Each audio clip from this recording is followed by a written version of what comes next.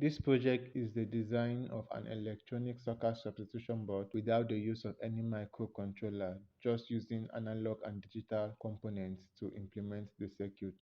This was a very challenging process, but I just find circuit design to be fun. If I'm ever going to implement this for a client in real life, I'll definitely use a PIC microcontroller or the 80 mega 328. But playing around with electronic components like this is just really fun to me. I will be briefly walking you through my design journey, the mistakes I made, the challenges I faced, and every single approach I took in order to realize this. Now, this is a single 7 segment. I decided to go with the common cathode because personally, I like connecting negative terminals together. But you can use either the common anode or the common cathode, only a few things will differ. Since this was going to be a dynamic display where the output will constantly change depending on the input, that's with no specific pattern, I began searching for ways to process the inputs in order to obtain the desired corresponding outputs. This led me to jump first into multiplexers or demultiplexers. But the challenge I faced with demultiplexers is only a single output line can be active at a time. This means I can't have multiple segments in the on state at, at the same time, and so the demultiplexer approach failed. After this, I decided to try the encoder or the decoder approach. This seemed like a more promising approach, but I soon ran into a problem as well. The standard decoder does not have the same setup as the 7 segment. For example, if we choose a 3 times 8 decoder and we send in a binary input of 101, instead of displaying the number 5, we end up printing out a funny value which is completely different from the intended output.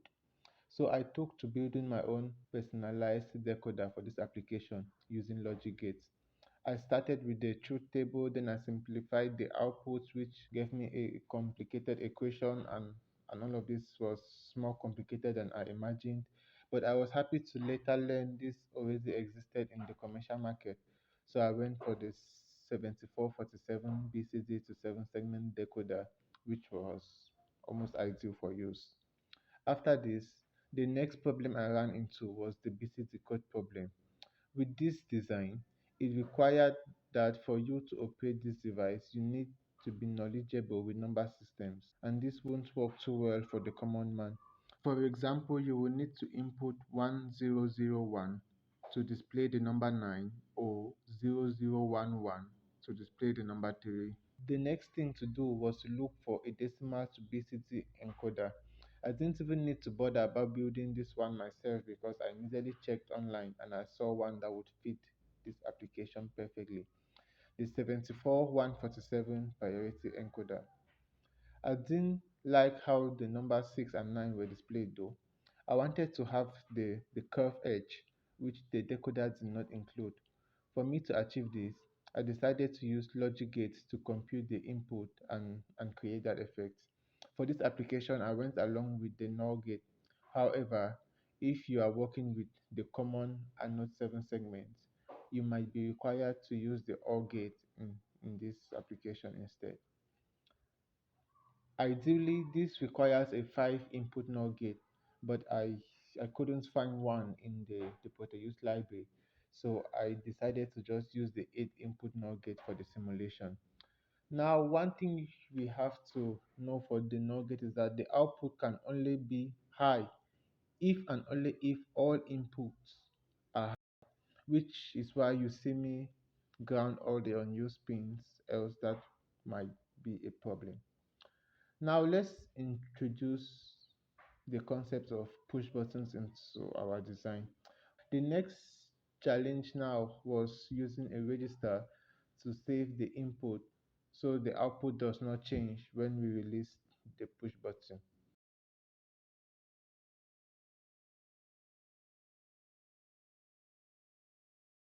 For this, I thought of using switches, but I really wanted to use push buttons in this application because I don't see switches as a better option.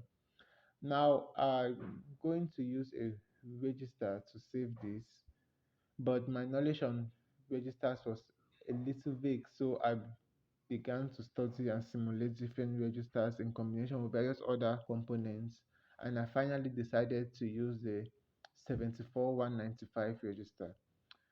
If you've noticed the pattern so far, with every new concept or with every new component or IC that we add into this design, there is always a new challenge to it. Now, the challenge with this register input is that I discovered we can only write data to the register during the rising edge of the clock. That's the only time when set and reset happens.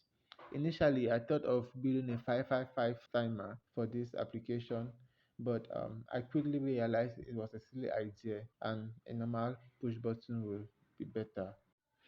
Nonetheless, the most significant and greatest challenge faced in the entire course of this project was using a single number pad to control all four 7 segment digits. I could only control one digit with one number pad. This means for me to control the four digits, I will require four different number pads, and that's not a good fit for any design. I thought I could fix this by using a 4-digit 7 segment display, but this didn't really work well because I don't have a deep understanding on how this works, and I couldn't display different numbers simultaneously. The synchronization made it very difficult for me.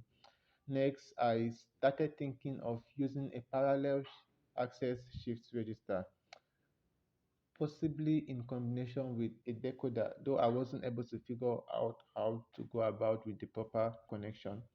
However, I was greatly conflicted with the logic behind this and didn't dwell much on it. Another possible solution could be attained using transistor relay logic, which is the option I decided to explore more. Transistors are like my favorite electronic components, and just introducing them into my design like this gives me a certain feeling. This was greatly going to increase the cost and the complexity of implementation, but I was willing to go ahead with it anyway, just because transistors were involved. If I had to explain every step I took with the transistor relay logic, this video will just become long. But the short and long of it all is that this concept, it took me back and forth, and the complexity just grew to a point where I had to abandon the design and only return to it about 4 months later. The transistor relay logic worked to a certain extent, but not without its own limitations. The bits of the transistor relay logic cannot be controlled after the first switch, and even if I could have only succeeded in using two number pads to control the four digits instead of one. When I saw I wasn't making any headway with the transistor relay logic, I decided to revisit the registers or decoders option. But no matter how I tried, it just couldn't work how I wanted. The shift register design required a lot of clock pulses, and pushing a button that many times didn't seem to be what's best. It was until one afternoon in class that it occurred to me that combining multiplexers could be a better option. However, this would also mean compromising one of the intended functioning principles. The user would be required to know a very basic level of binary knowledge. Still, I decided to run with the multiplexers approach because the project at this point had taken me so much time and energy, and I had tried so many different methods already. I started with a 1:2 demultiplexer to see if this approach is valid. When I saw that it worked, I decided to move to a 2:4 demultiplexer. The output from the various demultiplexers will then be connected to the input of different decoders. If you noticed, the decoder we are using in this design is active low, meaning using a common anode 7 segment display will spare us some cost and complexity of implementation, as it will eliminate the need for many NOT operations. As you can see, a good number of NOT operations have been eliminated. For the number pad, normal push buttons won't do the job since the button is supposed to stay on until the register is clocked. So instead of using momentary push buttons, We will be using latching push buttons since they have the ability to maintain their state even after release of the button. The next step is to add a register just before every decoder so the input from the push buttons can be stored before moving to write data to other decoders. Because we made a switch from common cathode to common anode 7 segment, we have to switch our NOR gates to OR gates for proper functioning. As you can see, it works for 6, it works for 9, but when you put the two together, neither of them works. The output of one circuit is being used as input or feedback by the other, or vice versa. I had to choose either to print 6 correctly or to display 9 correctly, but not both.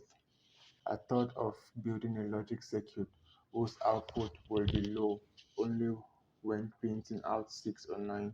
So I came up with a logic equation, but this didn't solve much anyway. I made a choice. My first and third digit will be able to print out 6 correctly, while my second and fourth digits will be able to print out 9 correctly.